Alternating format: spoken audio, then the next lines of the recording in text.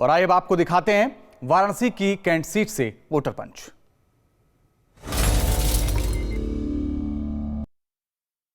गुरु ई बनारस हो। आप समझ गए होंगे कि मैं इस वक्त भगवान शंकर के त्रिशूल पर बसी नगरी काशी में यानी कि वाराणसी में मौजूद हूं और यहाँ पर नमस्कार नहीं कहते, यहाँ पर आदाब नहीं कहते, यहाँ पर प्रणाम नहीं कहते, क्या कहते हैं यहाँ पर?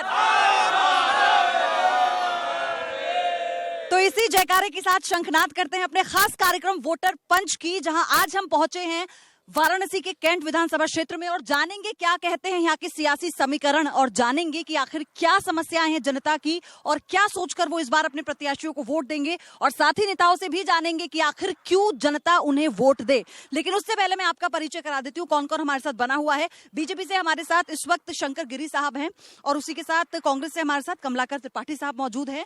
एसपी से हमारे साथ सुधीर सिंह साहब मौजूद हैं जिनसे हम बात करेंगे और सीधे जनता का सवाल इन पर दागेंगे और पूछेंगे कि आखिर क्यों इस बार जनता उन्हें वोट दे। शंकर गिरी साहब, सबसे पहले मेरा सवाल आप ही से होगा। आप ही की सीट है, आप ही का कब्जा है, आप ही का गढ़ है, फिर से लग रहा है आसान होगा उतना किला फतेह करना? नहीं, पूरी तरीके से आसान है। सन 1989 में पहली बार हम भारतीय जनता पार्टी के लोग वाराणसी में जीते थे और तब से लेकर लगातार भारतीय जनता पार्टी यहाँ परचम लहराती है और बराबर परचम लहराने का ही मान के चलिए कि कहीं ना कहीं भारतीय जनता पार्टी दिखलाई देती है और काम करती है और काम के बल पर हमको। लेकिन इस बार उम्मीदें प्रधानमंत्री से हैं जनता को सीधी। नहीं, प्रधानमंत्री से उम्मीद होना स्वाभाविक है चूंकि वो वाराणसी के सांसद है और वही उम्मीद के कारण 26,000 करोड़ रुपया बनारस को आया हुआ है जो काम चालू है। आप भूमिगत लाइन देख लीजिए, बहुत तेजी से काम चालू है। आप बगल में करंट में विधानसभा कबीर नगर की कॉलोनी देख लीजिए, इंग्लैंड। लेकिन उस पुल का निर्माण अभी तक नहीं हुआ, 10 साल हो गए। कौन से पुल? वो समाजवादी पार्टी, वो मुलायम सिंह ने उसका उद्घाटन किया था। पुल पीछे देख लीजिए, जस के तस पड़ा है, काम नहीं कारनामा बोलता है बहन जी, इससे ज्यादा कुछ नहीं बोलूंगा। चलिए ठीक है, सुधीर जी आपसे इसका जवाब लूंगी। जी देखिए, इन्होंने जो चीजें कही हैं और ये कैंट विधानसभा है, यहाँ 26 साल से एक ही परिवार का चला आ रहा है शासनकाल। ये वंशवाद का विरोध करते हैं। पहले इनके पिताजी हुआ करते थे हरिश्चंद्र जी, जो यहाँ से विधायक हुआ करते थे। उसके बाद माता जी आ गई ज्योत्सना श्रीवास्तव जी, अब उनके पुत्र आ गए हैं सौरभ श्रीवास्तव जी और उनका एक पोता भी हो गया है, वो भी तैयारी में है। लेकिन जनता ये पूछेगी कि जब आपके पास सत्ता है आपके हाथ में, तो फिर वो मूलभूत सुविधाएं कहाँ गायब हो जाती हैं, उन्हें पूरा क्यों नहीं किया जाता? जो विधायक होता है सारा फंड उसके हाथ में होता है, सभासद इनके, मेयर इनका, विधायक इनका, सांसद इनका, और सिर्फ जुमलेबाजी कि प्रदेश सरकार कुछ नहीं कर रही है।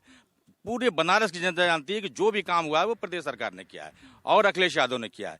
पूरे प्रदेश में अखिलेश यादव के काम पे नाम पे कोई भी आदमी टिप्पणी करने को तैयार नहीं है, लेकिन इनके जुमलेबाजों की पार्टी है कि सारा दोषारोपण अखिलेश यादव का। बीजेपी का और एसपी का तो समझ में आता है, लेकिन कांग्रेस गठबंधन के बाद अब किस उससे उतर रही है? देखिए, हम लोग विकास के वादों के साथ पहले भी थे और उत्तर प्रदेश का जो विकास डिरेल हुआ है पिछले 27 सालों में, और जिस तरीके से जो है वो फिरका परस्त ताकतों ने, अतिवादी शक्तियों ने इस पूरे फैब्रिक को तोड़ने का काम किया है। अभी माननीय मोदी जी कुछ समय पहले बोल रहे थे कि कल्याण सिंह जी के समय का शासन आ जाएगा। आप ये सोचिए, ये वो कल्याण सिंह हैं जिनके समय में खुले तौर पर 2 पावर सेंटर हुआ करते थे और एक लखनऊ की सभासद जो है वो पूरा उत्तर प्रदेश चलाया करती थी। इस बनारस की जनता है, उसका आलम 2 शब्दों में, 2 लाइनों में बयान करना चाहूंगा कि राह में रहजन मिला रहबर के भेष में, पहचान दे गया है वो मुझे लूटने के बाद। तो ये स्थिति हो गई है बनारस की जनता की, वो अपने आप को ठगी सी महसूस कर रही है। ठीक है, जनता से भी पूछेंगे, जनता हमारे साथ यहाँ पर बनी हुई है। हाँ, क्या सोचकर वोट करेंगे? पहला सवाल। देखिए, सोचने और विचारने की बात नहीं, जहां तक अब आपने ही कबूल लिया है कि पिछले 89 की बात कर रहे हैं कि तब से भारतीय जनता पार्टी का विधायक है और मुझे नहीं लगता कि ये वंशवाद और जहां तक बात रही है धर्म की बात को लेकर के बनारस का जो माहौल बिगाड़ने का भारतीय जनता पार्टी का सपना है ना, इस बार टूटने जा रहा है। ये लोग आरोप लगाते हैं कि क्या नाम है, पुल नहीं बना, लेकिन इसी 5 साल के दौरान 2 भीषण बाढ़, शायद 84 के बाद का अगर बाढ़ बनारस ने झेला है तो इन्हीं भीषण 2 बारों में झेला है और भारतीय जनता पार्टी का एक भी व्यक्ति इन बाढ़ के दौरान यहाँ के लोगों को झांकने तक नहीं आया। उसके बाद भी घटनाएं हुई हैं, यहाँ का गाटर गिरा है, काम डिले हुआ है, लेकिन जितनी तेजी से आजकल मुख्यमंत्री और प्रधानमंत्री के बीच में जंग भी छिड़ी हुई है कि वाराणसी में 24 घंटे बिजली आती है। बिल्कुल सच्चाई है। आपके भारतीय जनता पार्टी के विधायक के निवेदन पे ही माननीय मुख्यमंत्री जी ने बुला करके सम्मान दे करके और बनारस को 24 घंटे बिजली देने का काम किया है। बिजली आ रही है 24? बिल्कुल आ रही है। हाँ आ रही है, एकदम एकदम आ रही है बिजली, एकदम आ रही है। अभी तो बहुत अच्छी बिजली आ रही है। फिर आप क्या सोचकर अपना मत देने जाएंगे? अभी तो हम तो विकास के नाम पर देंगे। अभी पिछले जो है करीब 27 साल से अभी कुछ भी यहाँ पे क्षेत्र में तो कुछ भी तो नहीं हुआ है। एकदम खाली जुमलेबाजी हुई है, कोई भी काम नहीं हुआ। हरीश जी यहाँ मंत्री थे, वित्त मंत्री थे, फिर भी कुछ नहीं किए।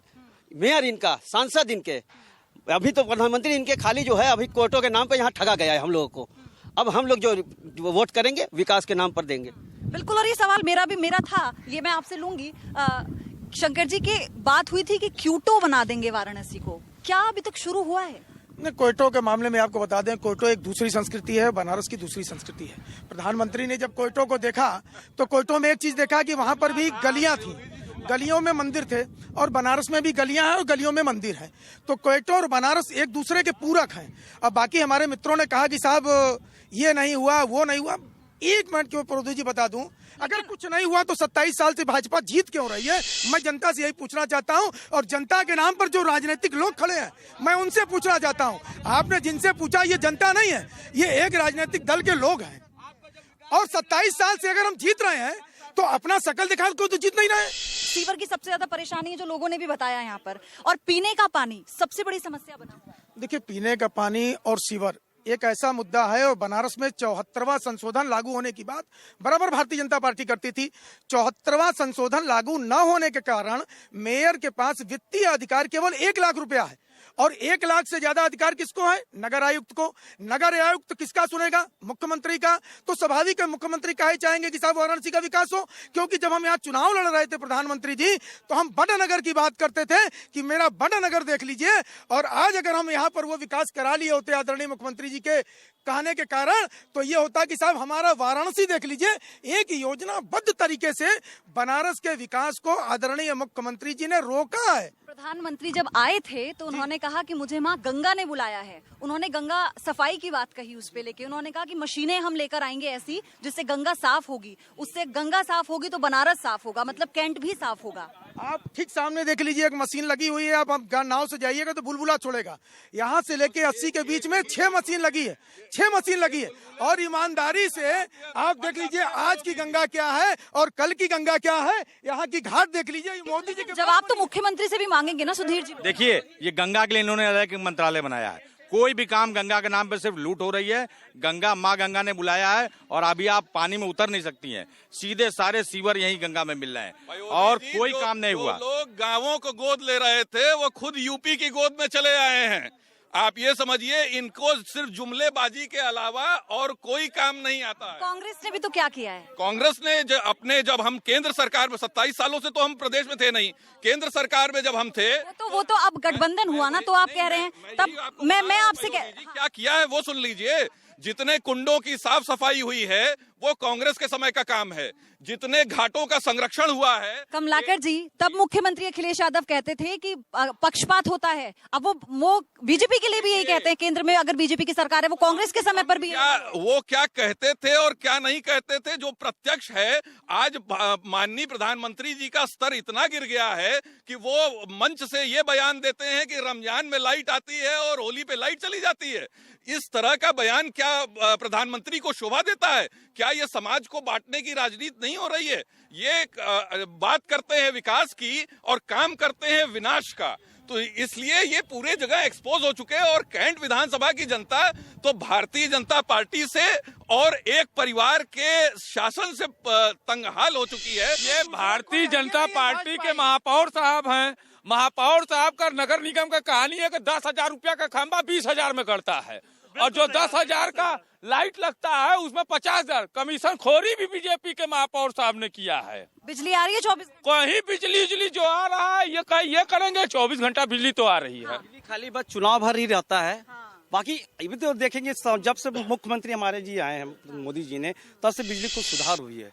लेकिन इसके पहले आप देखते थे बनारस के क्या हाल होते थे प्रधानमंत्री।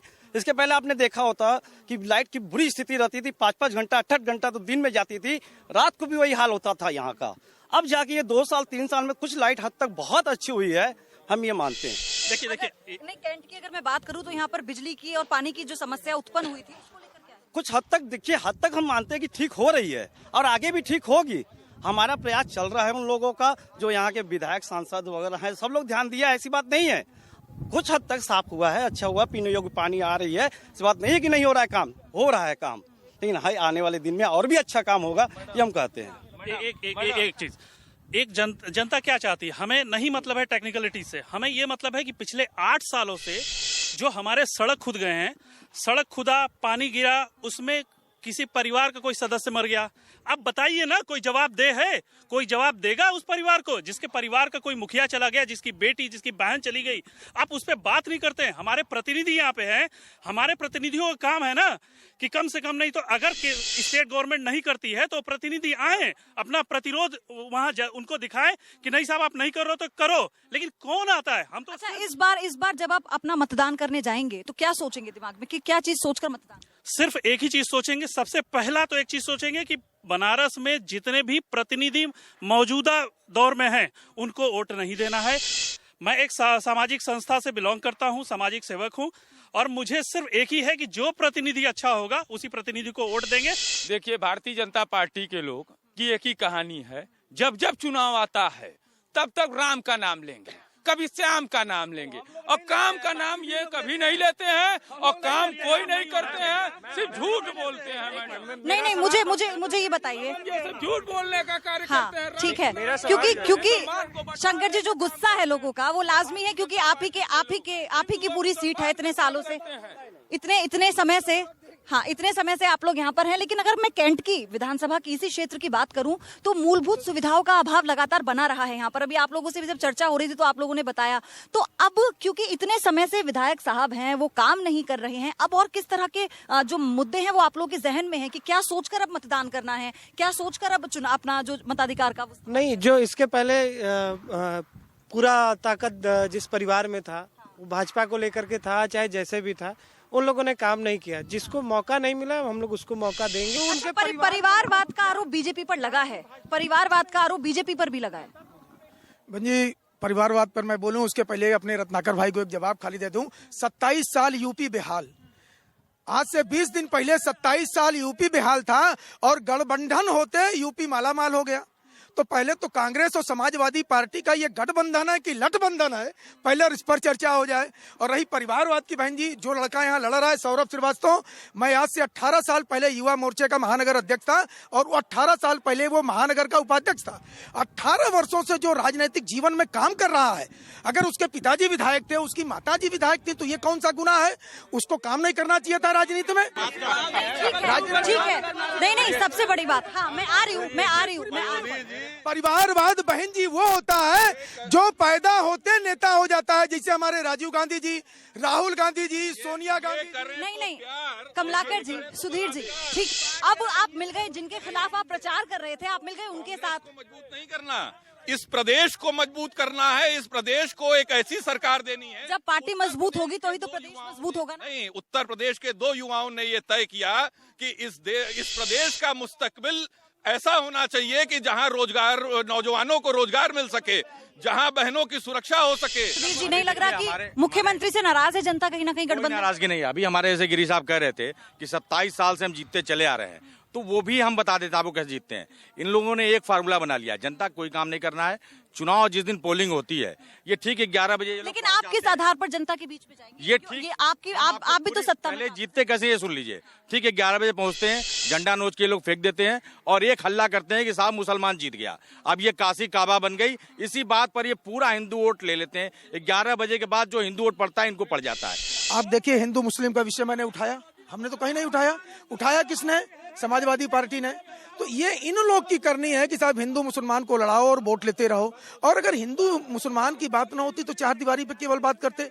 मुद्दा तो विकास पर होना चाहिए, मुद्दा बनारस के काम पर होना चाहिए, मुद्दा कानून व्यवस्था पर होना चाहिए। और जैसा अभी जनता ने कहा कि 5 वर्ष पहले अखिलेश जी मुख्यमंत्री बने थे, प्रधानमंत्री जी तो 3.25 साल आए और लाइट बनारस में 24 घंटा मिलना शुरू हुआ 2 साल पूर्व से। ठीक है, यहाँ कितने लोग ऐसे हैं जिनका बच्चा आपका बच्चा सरकारी स्कूल में पढ़ता है? नहीं, कितने लोग का?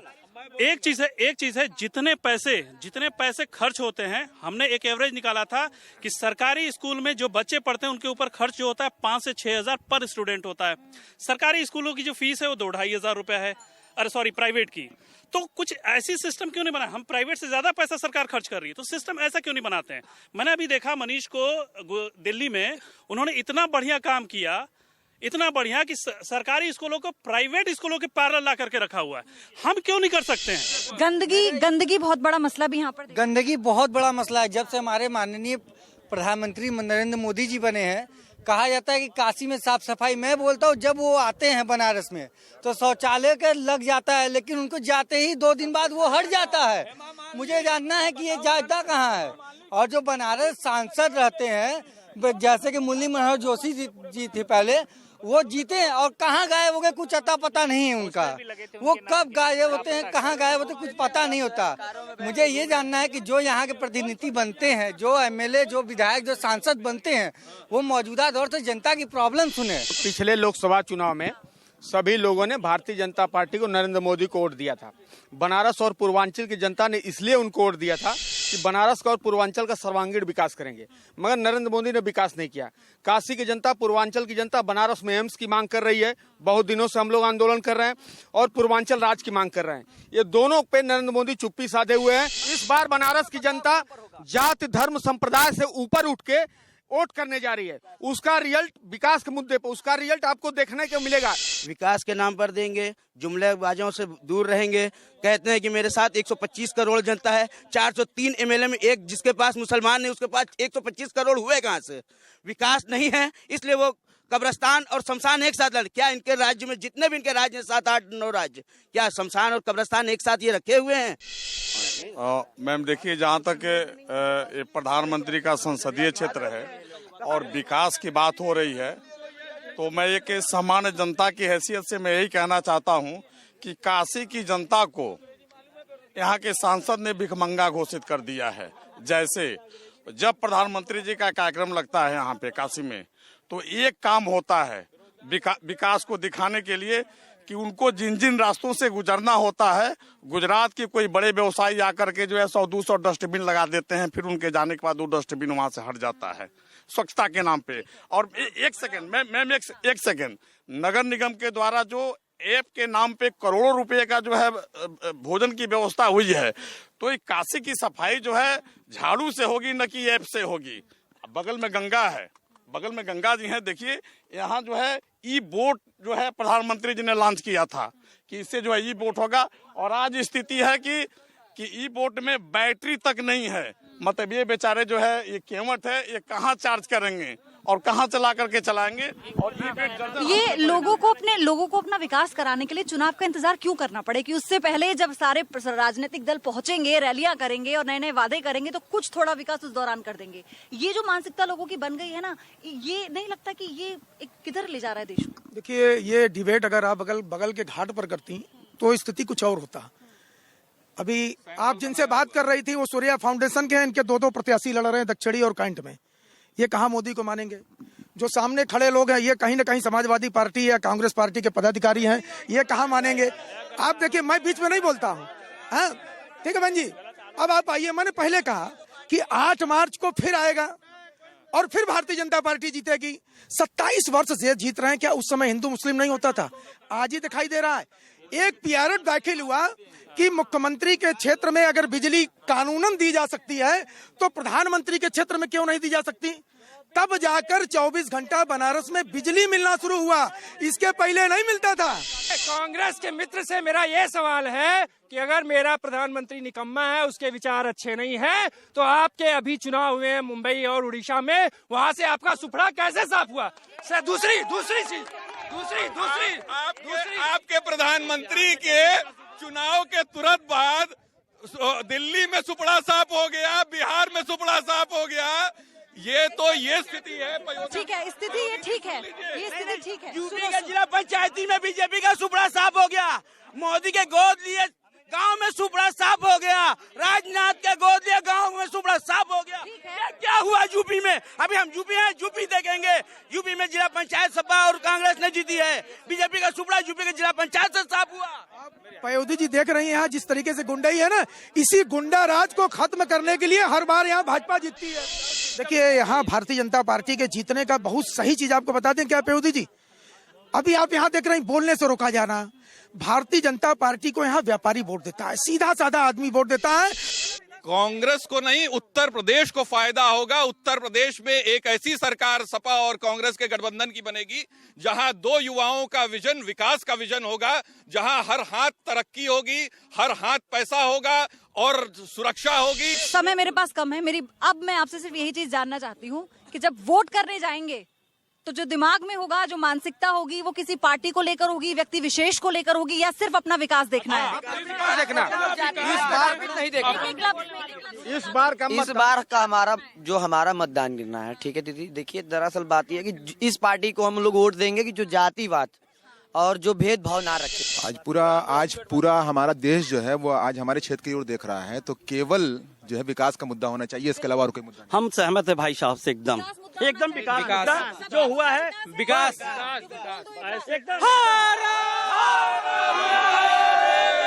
तो विकास का मुद्दा तो हर बार हर चुनाव में बनता है, लेकिन राजनेता हर बार जब आते हैं लोगों की चौखट पर तो विकास को मुद्दा बनाकर ही आते हैं। और यही हाल है कैंट विधानसभा का भी। यहाँ पर सड़कें भी जस की तस बनी हुई हैं, पुल का निर्माण भी नहीं हुआ है और स्कूल भी अभी नहीं है। लोग परेशान हैं क्योंकि पीने का पानी तक यहाँ पर नहीं है। तो आपका दिन जब आएगा तो आप निकले अपने घरों से, वोट करें। वोटर पंच में हम आपसे यही अपील करते हैं। तो इसी के साथ इस पेशकश में फिलहाल इतना ही। आप देखते रहिए न्यूज़ स्टेट।